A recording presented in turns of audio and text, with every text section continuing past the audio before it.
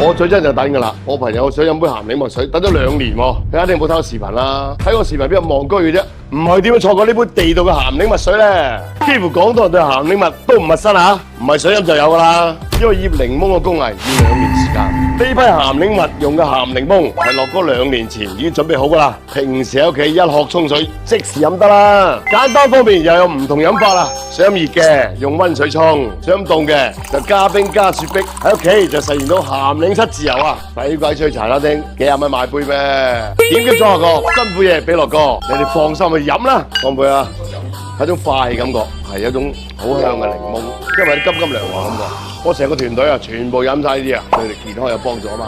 因為加埋雪碧落去咧，中和咗啲鹹檸嗰啲酸味。平時咧落嗰拍視頻咧，都係講好多嘢啦，就係靠呢種嘢支撐住樂哥。夏天飲去清爽回甘啊！時間係金錢，呢句話一啲都唔假。而且鹹檸蜜唔貴喎，操作簡單，攜帶方便，幫你慳咗2年嘅時間。想即時飲嘅，點擊左下角帶翻去，早買早享受啊！